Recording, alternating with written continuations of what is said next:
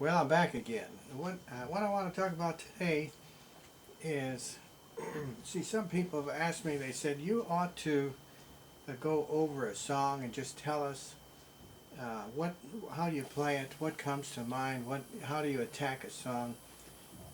So I've chosen now. This is a song. I don't play this song normally, Laura. This is in an experimental stage here, and so I mean, it's kind of green. I'm not at performance level, but it'll be a good song to go over because, see, you have to experiment with things. You know, they said, musicians in the old days, of course, they went to after hours because they were traveling away from home and they couldn't practice at home, so they had to kind of let down their hair and kick back and experiment and challenge and do things that they would normally not do when they were playing in front of people because they don't want to be judged and criticized. But in that setting that was more relaxed and only the fans were there and people were drinking and not paying attention or whatever, and the musician buddies would respect them as they played. And so but what you do, I'll take a song like Laura.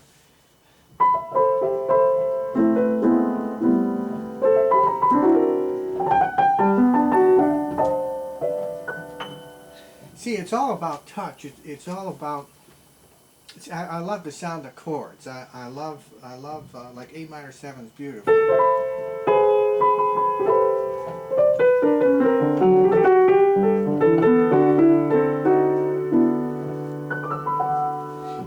And the sensitivities, like that's what I look for. It's you start with just trying to hear some sensitivities. Chords, I love the colors in the chord.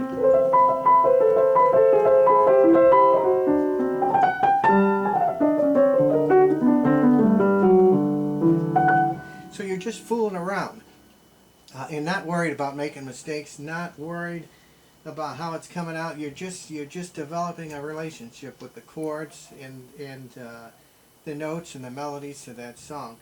But you pay particular attention to. See, I like to.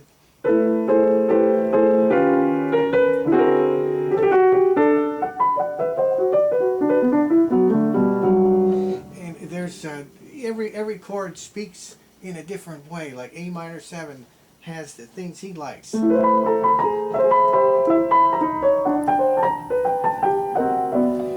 the D7, the G major. So all these chords, I know you think I'm weird, but that's how I go. I go by the feel of the chord, the color of the chord, and it's as if that chord sort of speaks to me and tells me what it wants to do. That's characteristic to that note. Now, I know somebody said, "Well, you're crazy. You're hearing things."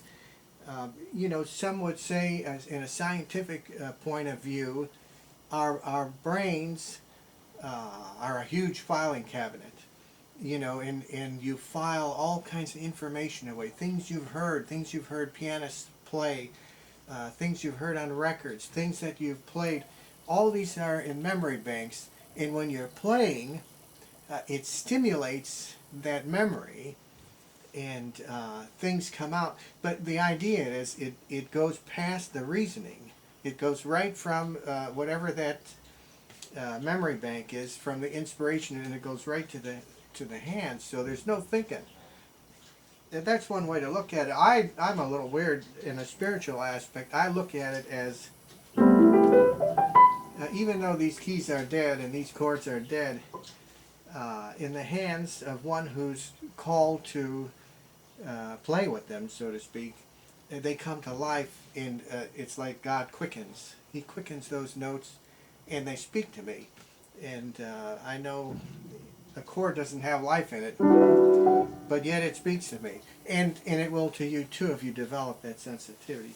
So, but it's all about listening to those sensitivities. And of course,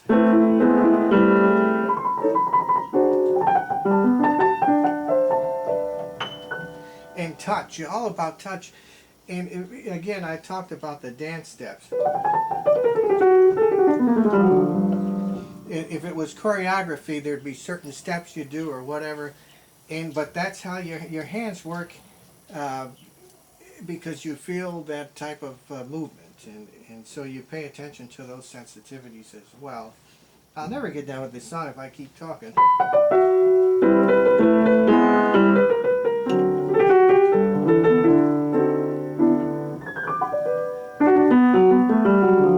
See how you melt? You gotta melt those things. And that's all about, it's all about, you know, the feel. It's all about, I can't explain it. It's, you just feel the music and you go along with it, but you have to use the pedal just right. And you hear these things. You're goofing around. You're experimenting. Again, this is experimenting. I don't normally play this song. So, okay, here we go. Gonna try it again.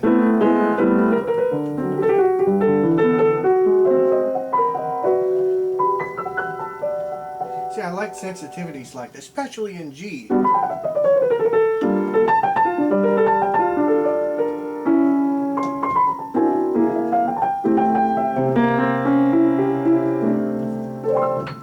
See, oh, F loves that. You know, you got it.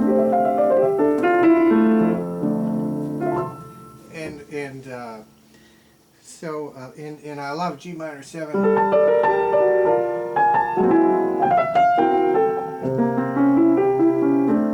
C7 loves that.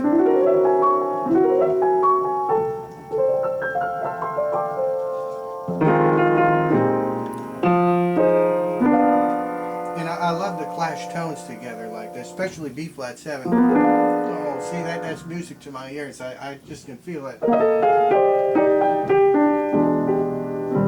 And E flat's a gentle chord, so you're you know.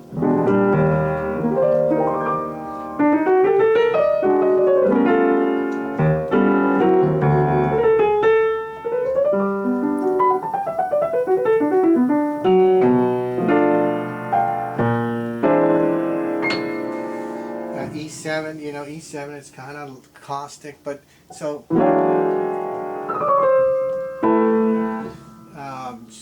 but I was hearing something there. Oh, okay, yeah. Kind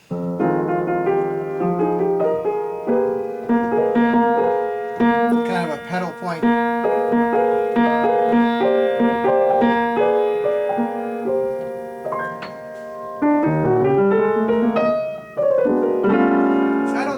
What to do with that. And somehow I heard that and I kept with that, and I don't really do much with that phrase. See, that's a weakness there. So I have to keep listening and see what those notes tell me to do.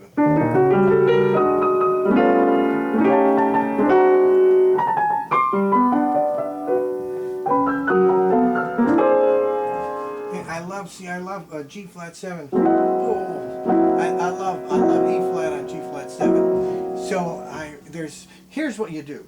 You play the notes you like to hear. I summed it up. Now I can stop. You play the notes you like to hear.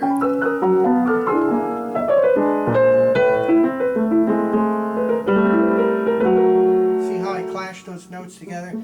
Because A minor 7 likes that.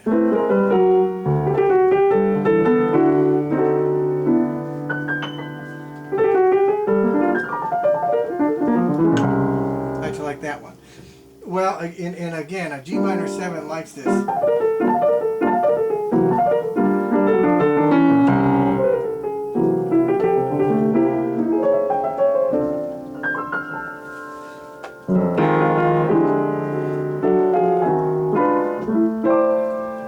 Yeah, I'm experimenting with that too. I still don't know what to do. I like that. I love B flat 7.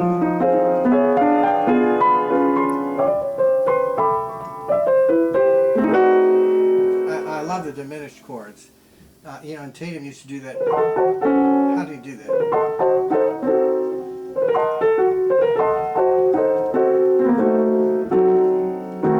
That kind of. Oscar Peterson, what he'd go. How do you do that? Oh, okay. You go to the diminished. in the left hand, and then the triad. So it's like, I'm not familiar how he does this. Oh, okay. But a diminished chord is so beautiful. You gotta admit. Where was it? I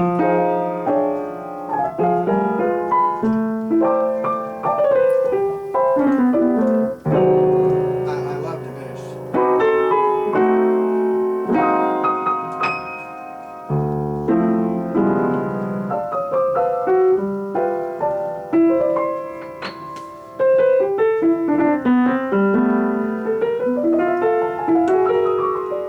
See how you have to blend that in there because B minor 7. Oh, Charlie Parker would love E7, B minor 7.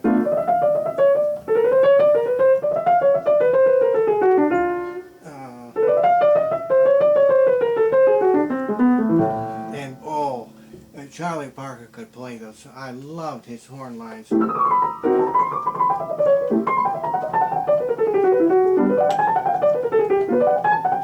And then what he would do, he would pick out a note like, and just go down the scale with the note, but blow lines around that note.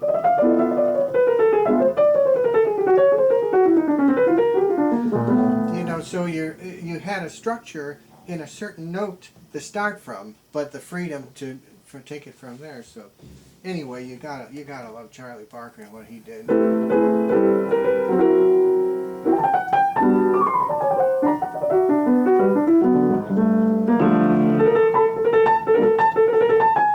See, I like this.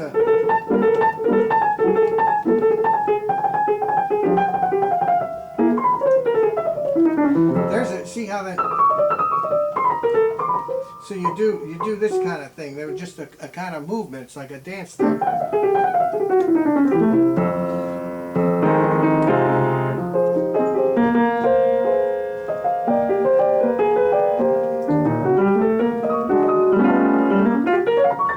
See, you get tough at times too.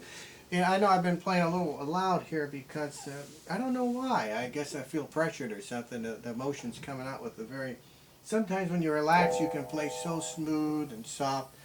Other times, and you know when a musician's pressured if he's really playing loud and banging and he's tense. You know, he's tense, and so I gotta relax here.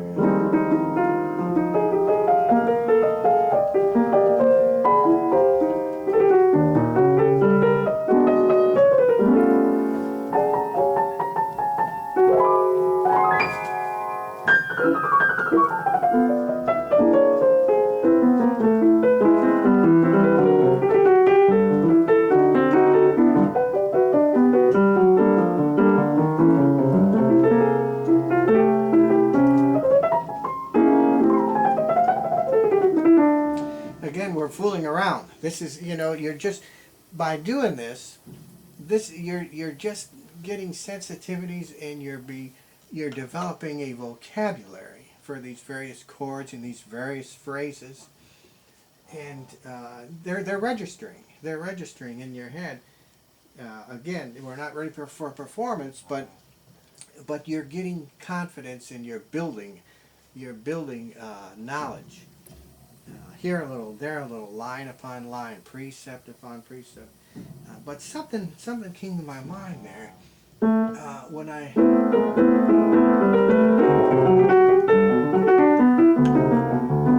I don't know what it was. Oh, I love counter melodies. That's what it is. I love counter melodies. That's Belly snoring, my little dog. Listen to her.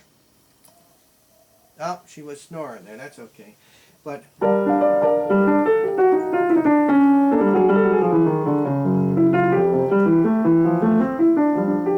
counter melodies with the left hand, oh, Tatum was an expert on that.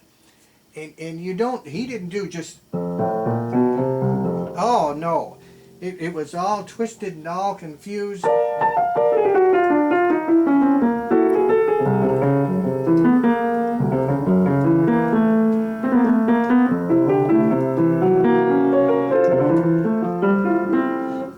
got to get weird because you know, when you play, there's also you're selling yourself as well, and there's salesmanship going on, and so I mean, you don't want to put on a show and you don't want to act, but yet you play to be good, like Buddy Rich would say, play to be good, play to be good.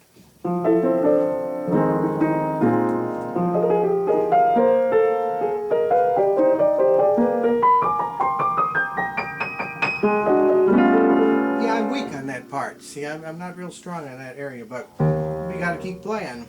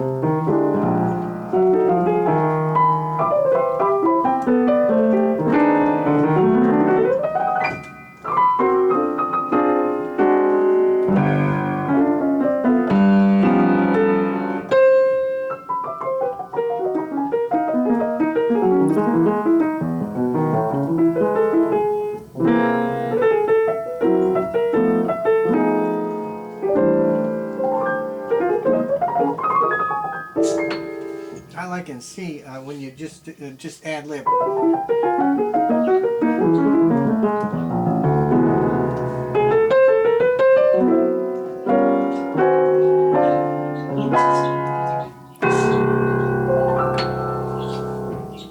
So, but you see, you could, if you're in a performance and people are watching you in the eyes, you wouldn't feel comfortable to do that because you're worried. What if I make a mistake? What if it don't come out right? But when you're, you know, like I said, in the old days, the after hours, they were relaxed, drinking a little bit, and nobody, you know.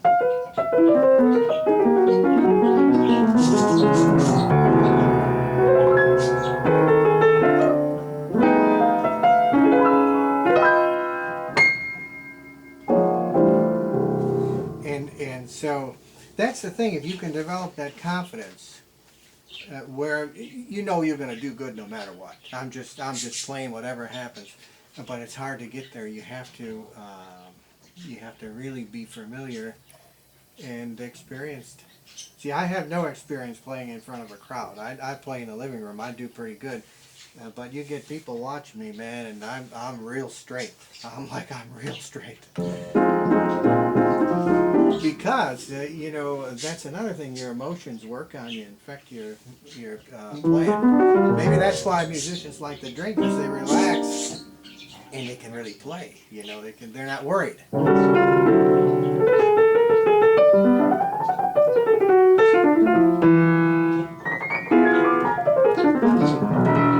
How'd you like that one? That's an old Tatum run. So basically, the diminished run, but I'm catching. Oh, you know this from the two-finger runs. I already talked about that. You just the parakeets love that one too. I'm clashing the A flat and B flat together.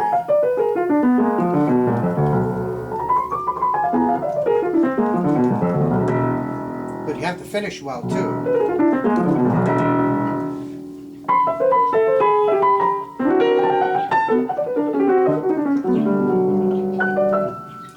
getting a little mean here, so I'm playing more aggressively, and that's good. And as far as practice is concerned, because I'm getting tuned in with feelings and things with that song. I'm becoming familiar with the nuances of that song. So that's how you do it. And what I do, I spend like 5 minutes a day on that song, if I can. And every day I play it. And some days it's a little corny, some days better. But then after maybe 3 weeks, maybe 4 weeks, then you say, no, I've arrived. I have it down. I feel good now.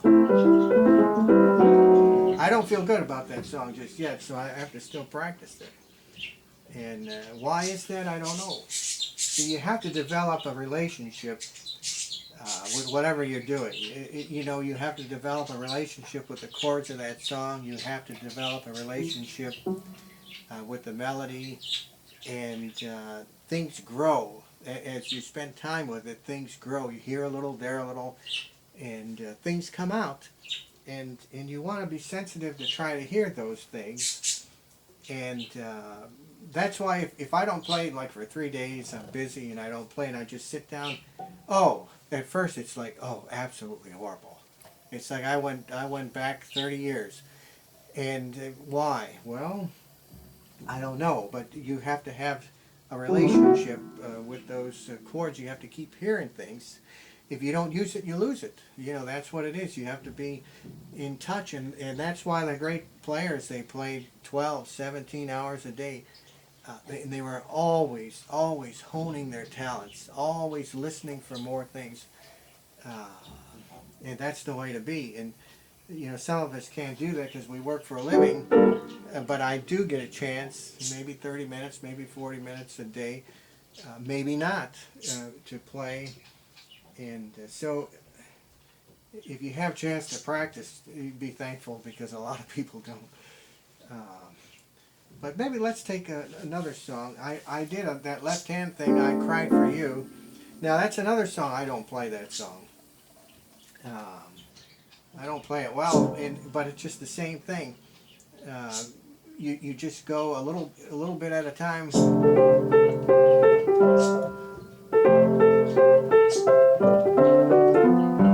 And Tatum liked those thirds.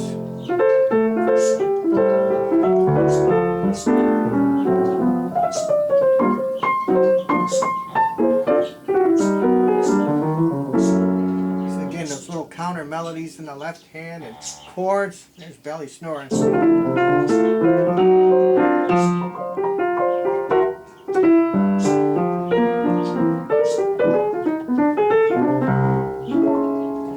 And you know, sometimes you play jive, like.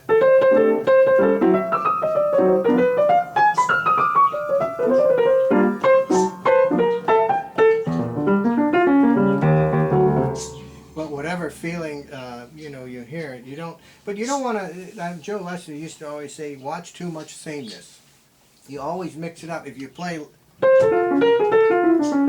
then you better go smooth. You know.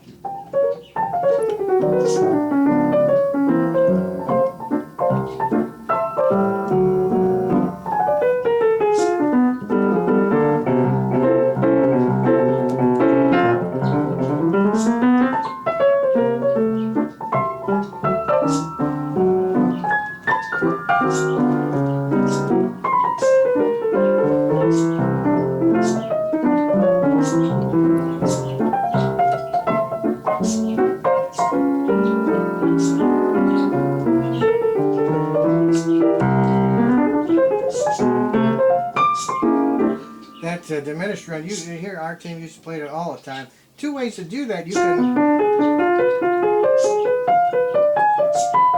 where you're going 1, 2, 4, 1, 2, 5, 1, 2, 5, 1, 2, 4, 1, 2, 5. Never putting your thumb on the sharp. Same with the half diminished run.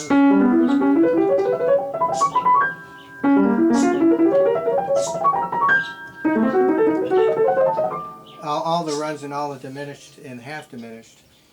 or minor 7 flat 5. It's the same thing. Or you can put, they said Art would use his thumb on those runs at times. You could go a little faster, but you don't. It's hard to get the control. Of course, he had control. Anyway, where were we?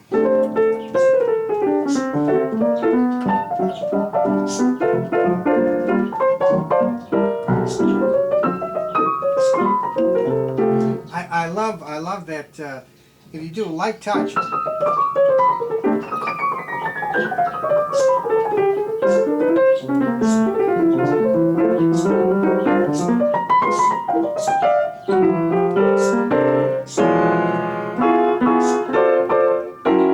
Now that wasn't a light touch, that was banging.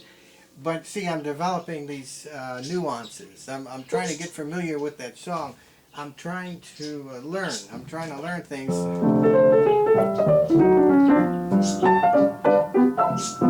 Yeah, I love this G7.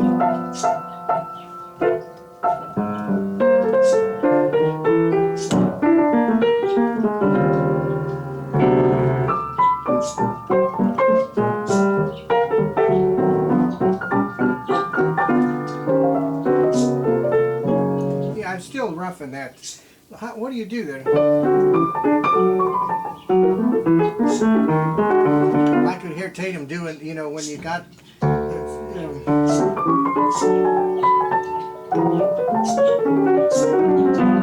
whenever you got kind of a deadness, oh man, he would take that and take the changes, you know, put all kinds of harmonic.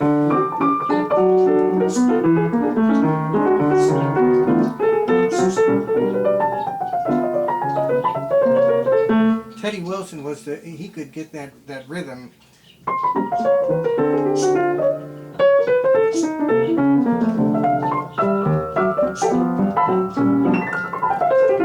There's a 2-finger run. But you gotta be real light.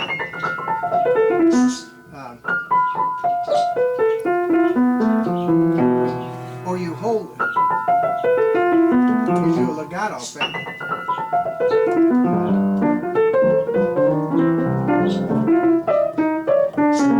See, I was being comical there, and you can clash notes together, but you got to know what you're doing. Otherwise, if you do it clumsy, it sounds like hell. And so you have to. Everything is sensitivity in learning. And this song I'm still learning because I don't feel comfortable.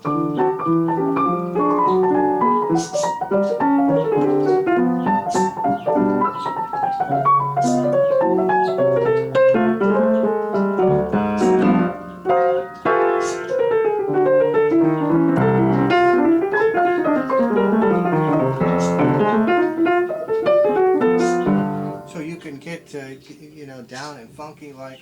I gotta play straight here. This is ridiculous.